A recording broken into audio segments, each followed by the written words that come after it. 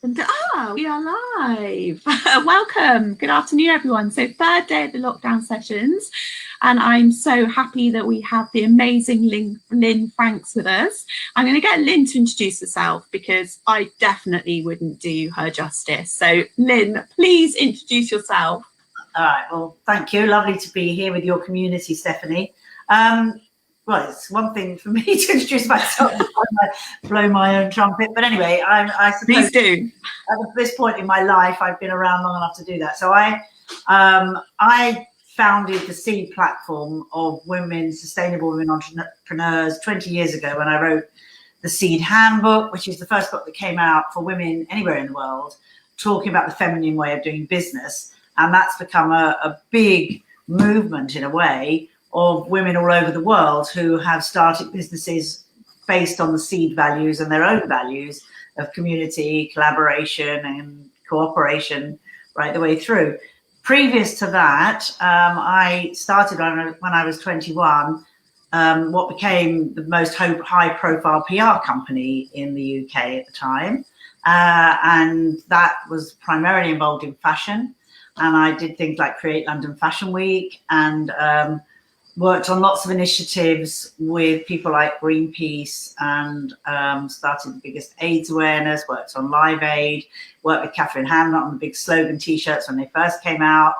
And I sold my business in about 89. And then I started getting much more involved in the whole women's initiative. So prior to Seed, I put on a big event called What Women Want, which was at the whole of the South Bank. And it was the first time there'd been a public gathering of women since the suffragettes, where we were talking about all things that were important to us then. We just got on the internet. We were talking more about natural health. We were talking more about our own sexuality and having ownership of it.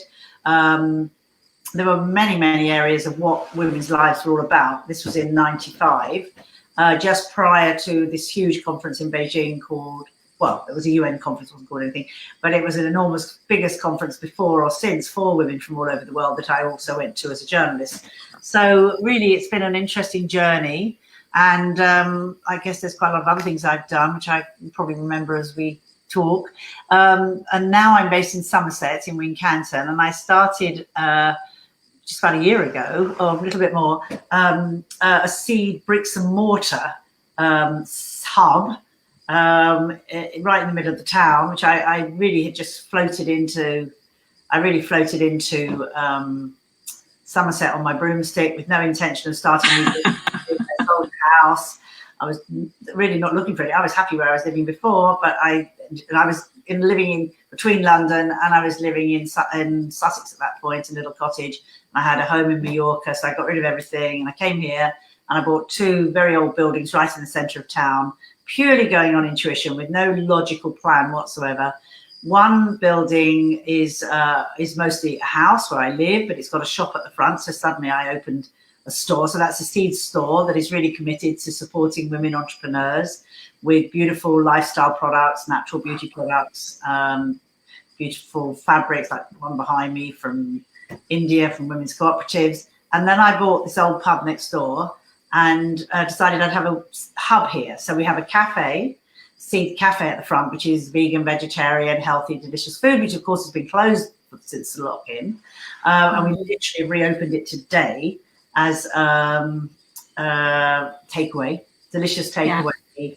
Homemade, gluten-free, vegan granolas and biscuits and breads and cakes and things. And we also have different kind of really lovely, healthy grocery products here and wines, organic wines and biodynamic wines. So it's what's happened here is with the shop, which has also gone online during the lockdown and been very successful, is that this whole period of the last few weeks has given me the opportunity to be much smarter about my businesses.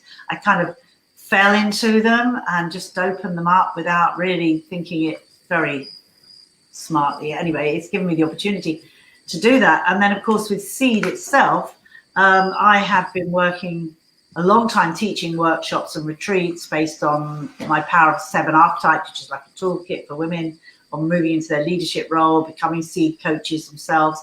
And there's lots of elements of that, again, there was never time to grow. So we've just run our first online retreat, which was a huge success. And I was able to bring in guest speakers and teachers. So we were dancing and we were doing fitness and what was the third thing we did? Oh, and live music from Lucinda Drayton from Bliss, as well as her doing a workshop. We wouldn't have been able to do if we'd actually done it live in one place, because people were just like I am with you, just turning on our computers. So I had access to fantastic people that I was interviewing. And then, of course, I did my workshop throughout all that. So it was over a 48-hour, 3-day process, not sitting on the screen all the time. And a new community came out of it. It became a tribe.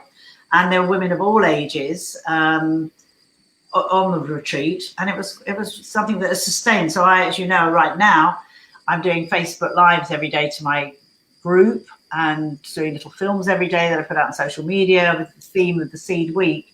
So this whole opportunity for me, or rather this whole period, has been an opportunity to look at all the different initiatives I've got, which are far too many, but I love them all. And they're all connected because they're all Seed and the Seed brand, and all based on the principles and values of what Seed was about when I launched it 20 years ago. And say, okay, well, you know, how can I do this better? Because I like not getting in my car or getting on the train. I like being based in this lovely little town in Somerset. And we have bedrooms here, which of course have also not been open over the lockdown, but we will be doing retreats back here again. We have the bedrooms, we have the cafe, it will be a hub. But obviously there is no going back. We're never going to be working, anybody, in the same way that we were.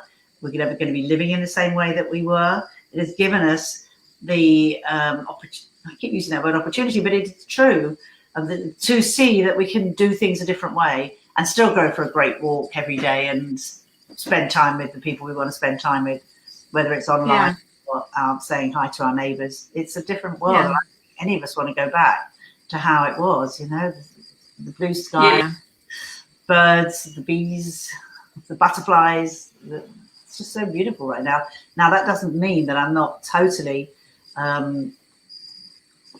observing that a lot of people have already suffered. Obviously, people have passed away. There's some amazing work being done by the NHS. I salute and respect and honour all the frontline workers and feel terribly sad that there are people that have suffered during this horrible time. And it shouldn't be that way at all, and life shouldn't be that way. But for many others, it has been an opportunity to say, all right, I can't go out, I can't run around as usual, so what can I do right now that's using this time to its best and will take me through to a new future? So that's what I've been working on with my community. How do we build this new community? How do we build this new world together?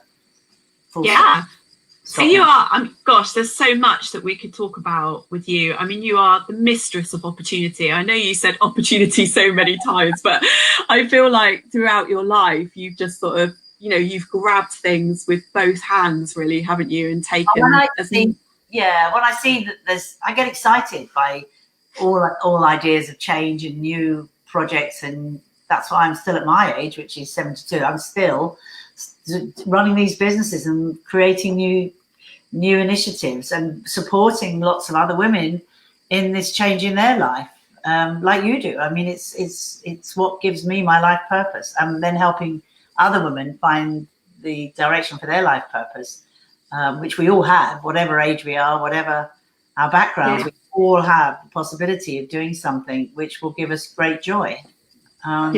Just really getting aligned with what that is for us all individually, and we can do that by working in groups together. So that's what I've developed, is these small pods of 7, where using the 7 archetypes, women come together, and by sharing their stories, by supporting each other, by creating this safe space together, like very much like you have, we can create new initiatives, new businesses, new community initiatives.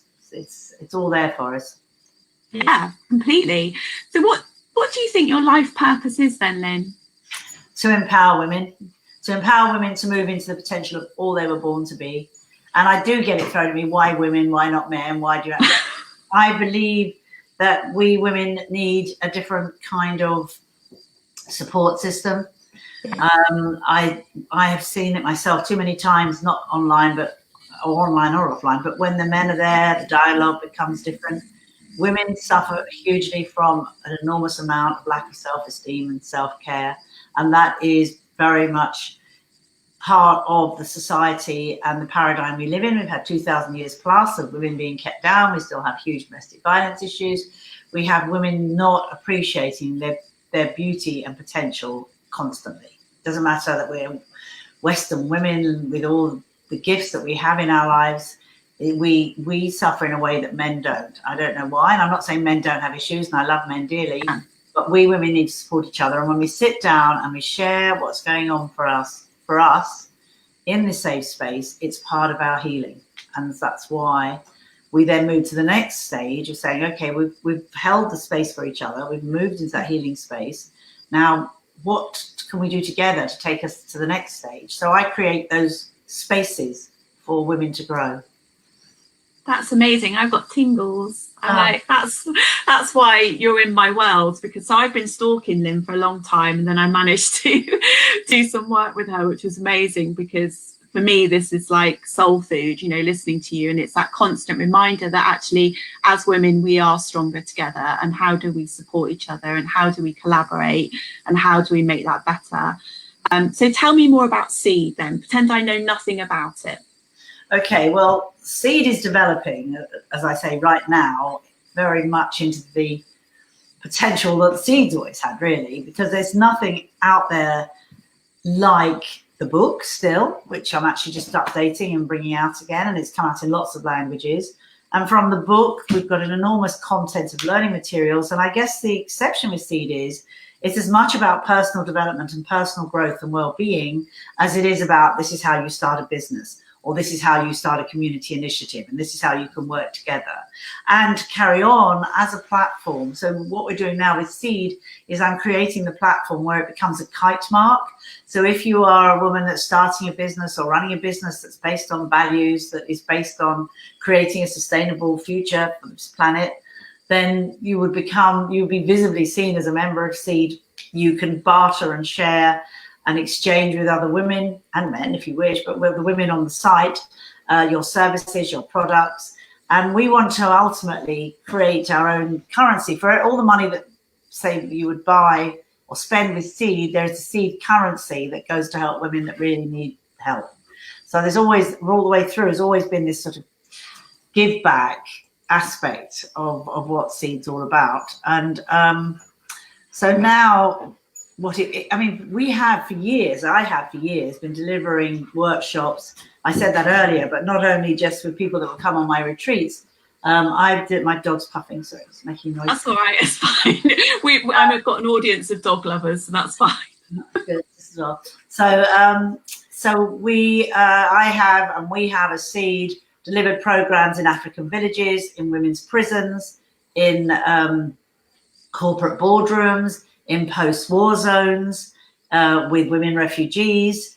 And there's always been that side of it, and teaching women to enterprise or through enterprise agencies throughout the country. But there's been a lot of global work done with Seed as well. So the last 20 years has really been planting my seeds. So I'd be off to Africa to do some retreats, or people will be going to Bosnia as we did, and creating some knitwear projects in partnership with UNESCO, working with Prince's Trust, working with McDonald's, creating women's leadership networks there and other places that actually went from the UK all the way over Europe in their own internal way of letting women grow. So, and the change of their language. It's about changing language, changing narrative. So that's been happening for the last 20 years, because one of my I say issues is that I'm sometimes too early. So I bring these things out and then I have to catch up with myself. Now is the time. Now is the time for women to lead the way from the grassroots, from community, to a new kind of future. We've seen, or I believe, that the people that think they're leading us, whether it be governments, media, large corporations, are just crumbling, particularly governments. They just don't know what they're talking about. We don't respect them. People aren't watching the news. This has given us an opportunity to say, not only do we want to create a different world, but these guys, or women, but women in the guys' world, who are telling us lies every day and nonsense, and that a child wouldn't even listen to. It's time to create something new. So I don't believe that we go to war with the old system. We just ignore it you know, not in a way that we're breaking the law. We just let them get on with it, and we are meanwhile at the side creating whole new initiatives, which are on and offline women's-led communities, creating sustainable, exciting new ways of living, working, being. So seed is right there in the center, really sustaining that. And it's all about circular as opposed to linear systems. So if you look at the tradition of a large corporation or even the government or whatever else, organizations, is always the top, you know, the chairman, the CEOs, the board of directors. It's linear and it's from top down. What we've got now, and I've been saying this for a number of years, but I'm so thrilled that so many people that I respect as thought leaders and visionaries are saying the same thing, is that we're moving to a circular system now, a circular economy. It's a win-win. So if we've got a town, in that town we may have community money, we may have barter, we may have time banks, cooperatives. How can we all support each other? And it's not just going to be the most money, the flashiest cars, the status symbols, or what success has traditionally meant, because that's taken us nowhere. That's taken us to almost the edge of extinction as a human race. Our planet, our communities, and there's still lots and lots of people suffering. I mean, one of the things I'm absolutely determined to do is to bring seed more into working with women refugees and women in the Middle East, and that's absolutely there in my head that we're going to be doing that. We are doing that. I mean, I've done a bit. We're going to do a lot more as soon as this pandemic situation is changes, because they're the ones that need the most help. And then women in our own countries who are, single mothers who have been relying on the food banks and relying on trying to get universal credits, and just suffering terribly. Living in inner cities, there's a huge amount of help and support needed for those who are living in a very disadvantaged way, whether they're in the middle of Iraq or Syria, or whether they're even in our own inner cities. So how do we work together to change that? Because that's real abundance. Yeah. It's like the sharing. There's, we want a decent life. We want to have nice things, but we don't need to have big status symbols. I think the days for most people are rushing out shopping all the time and spending more money on, whether it be branded designer merchandise or, handbags, or all the nonsenses. I mean, people are still coming to us to buy beautiful natural beauty products. There's things that are still selling, or we sell this fantastic range of clothes made in India by women's cooperatives. So it's not like people don't want nice things still, but there is much more of I think, a demand for things which have meaning, and then knowing that the money is going to go back to the people that have made those things. I mean, I did write, and I don't know if we've got time, I won't read all of it, but I wrote a book called Grow in 2004. And I found in the last few weeks, I was thinking, well, what does the future look like? Because I believe we can all create our futures personally, and we can create the future we want for the world, but we have to have vision. So we have to really create that vision, whether we do it collectively, whether we use the sort of tools that I teach. So what does that vision look like? And then I went to my own book that I forgot, and I found a chapter, or a couple of pages. I won't read it. You forgot your own book, Lynne. I'm supposed to be rereading Seed at the moment to bring it up to date, and I don't get the time. That's the trouble. I come up with something, and then I'm like, on the next. So I did. I don't have it now though, but I've been reading this out a few times recently, and I think I was, I was spot on. I'm actually quite in awe of myself at this particular instance. I do think it's important to pat ourselves on the back, which we British are not. I agree. I agree. Either, and that's partly about lack of self-esteem and all the rest. Even someone who's had a huge successful background like I have, we can still go into that space. So I am acknowledging that I foretold a bit of the future here, but we've still got to create this future. So these words come under a chapter called Shaping the Future. So I'll read a few paragraphs if I may. Please do. As women, we are traditionally the caretakers of our culture. Our responsibility is to understand and somehow make sure that the changes that are happening in our world preserve the basic humanity in us all. By connecting with the principles of the sacred feminine, such as those found in ancient matriarchal civilizations, a more nurturing society can evolve. one that abhors violence, advocates such values as justice, compassion, and love, and raises its children to reach their full potential as human beings. When people talk with such idealism, they are often accused of being naive. How can we change a world that's solidly entrenched in the ways of competition, domination, and violence? My answer is that without creating a vision, nothing can be achieved. And without having the intention for that change in our hearts, we will find ourselves living in a world which perpetuates everything that goes against our feminine sensibilities. If we're talking about getting rid of the old, outdated, patriarchal ways of running the world, it's essential to present a pragmatic vision of what we want to replace it with. We need an overall blueprint of what a new world, based on principle of the sacred feminine, would look like and how it would work. The primary foundation for such a world is cooperation. First and foremost, it's cooperation between male and female. As women, we know that the best and most efficient way to get things done is to work together, and that means living and working with men in harmonious coexistence, valuing the perspectives and strengths of both sexes, and creating a higher quality of life for all.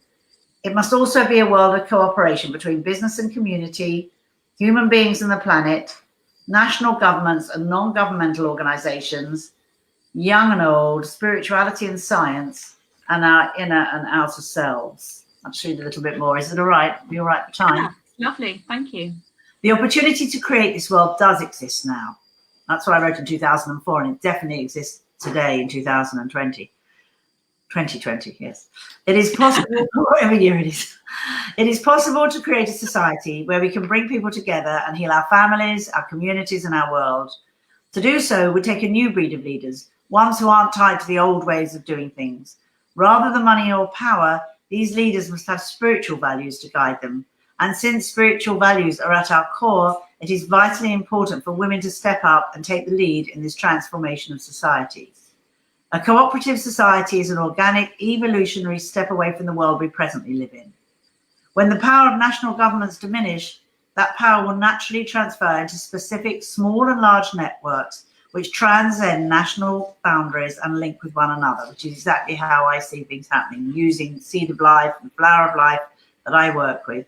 Consequently, and others do, consequently, a new economic order could be created that truly rewards effort, including the caring of others. Distribution of land and natural resources would be fairly shared amongst the people who live on it, and the need to conquer and repress others in the name of power would not be a consideration. Cooperative ways of working together, whether in agriculture or small enterprise networks, which encourage individual creativity instead of exploiting workers, would develop gradually as this new feminine paradigm took hold. And in a cooperative society, based on a feminine perspective, training in technology skills, which is more important than ever, of course, would be open for all, and education in understanding and respecting the differences between cultures and beliefs of others would become an intrinsic element of society. Traditional and holistic medicine would integrate, creating a new science which treats and cures disease based in part on sensible nutrition, exercise, and meditation. Our senior citizens would be revered and respected, keeping our history, both personal and societal, alive. Men and women would create new kinds of relationships, sexual and platonic, based on mutual respect and love, rather than selfish needs and society's expectations. We would have freedom of choice in how we wish to live in every aspect of our life. Yes, it is a somewhat utopian vision, but we must believe that it's also possible to achieve it. Our personal responsibility in making all this come about is to first bring ourselves into the same kind of harmonious balance we wish to see the world in. By finding a state of peace within us, where we will stay calm and balanced, we can project a sense of love and creativity to those we engage with. Through our feminine principles, we can achieve a natural state of being that is connected with others. It is then up to us to live within our own cooperative world. Only when we achieve this personally can we begin to create a new feminine future. So that was my vision in 2004. That is my vision in 2020. This is the time when we need to create this new kind of world, and we can create that vision. So I'm encouraging women, including the women from your community, to join me, you to join me, Stephanie, so how we can create this new world for ourselves, this inner world, and then this world for others, where our children, our grandchildren, and other people's grandchildren can grow up in a place of safety, beauty, joy, and sufficiency for all. I mean, that's the thing, sufficiency for all. Yeah. No, it's brilliant. It's lovely. I'm totally on board, as you know. You don't need to convert me. I'm on board with the mission. You're so supportive. Yeah. Thank you so much, Lynne. That was absolutely amazing. I would say anybody listening, I will post the link for the Facebook group so you can stay in touch with Lynne and you can find out about all the amazing things she's up to, and if you're interested in joining Seed. But there's the 2 books there as well, isn't there, Lynne? So we've still got, I did show it a minute ago, didn't I? Yeah, so we still have the Seed handbook. This is not the original, but this came out in, I think, 2004 as well. And we have Grow, and they are available from our store, which is the Seed store, seed-store.org. Seeds-store.org. And you'll give the details of what else if people want to come on the retreats. The next one is in June. We're just starting to market it today. It's going to be 21 women. It will be closed at probably gets 21. And then we're about to launch our Seed membership. So watch this space. It's all very exciting. And in September, I'm holding this vision. September the 26th, we're going to do a big live event, online and offline event here in Somerset. So if anybody's free on the 26th of September, we certainly won't be in lockdown then. And Stephanie, you must come and be part of what we're doing. I will. For sure. Yeah, I will. I will be there. So I will post the links for the books, and I will post the links to the Facebook group as well, because Lynne's very active in that group. So that's where you'll be sharing everything that you're doing. But also, UK ladies, if you ever get the chance to go to Wincanton and go to the shop and go to the cafe, I highly recommend it. The food is amazing and there are beautiful things in the shop as well. And you're also supporting sustainable business, which I love. But then also you do network evenings. So when the lockdown's over, so Lynne does a range of different events, but also I recommend that you get to some of those events. So I attended one of your women's networking events, and yeah, just so inspiring, so many different women and so much food for thought, and you come away feeling like, yeah, anything is possible and you can be part of it and you can totally, do your bit. Well, our women's gatherings, which we do on a Friday night, this last one we did online. And so I'm always in conversation with some extraordinary women. Of course, every woman is extraordinary. Every woman has a story. So I was in conversation with Katie Brindle, who's an entrepreneur and a Chinese medicine practitioner. And we did it as an online women's gathering, which was open to people beyond our community. And that went really well. So, we're going to carry on doing those as on and offline. That's the difference, isn't it? It's going to be on and offline. And if people would like to have their email on our list, so we can send them what we're doing of this, like our on and offline stuff. It's if they write to, if they go on the hub@number3.com website, they can then there's a little form there they can fill in, and they then get onto our mailing list. So it's hub@number3, and number three, a 3 is a number, not a word. hub@number3.com. Yeah, okay, brilliant. I'll make sure I post that as well. Thank you so much for your time today. I will post the links. Ladies, if you've got any questions about anything, let me know. I will signpost you. But yeah, highly recommend you get involved with anything Lynne's doing if you're interested in ethical, sustainable business, or just supporting women, or collaboration community, or getting on board with the vision. That would be amazing. Thank you so much, Lynne. Thank you, darling. And I will speak very soon, I know. All right. Thank you. Bye, everybody. Bye. Bye.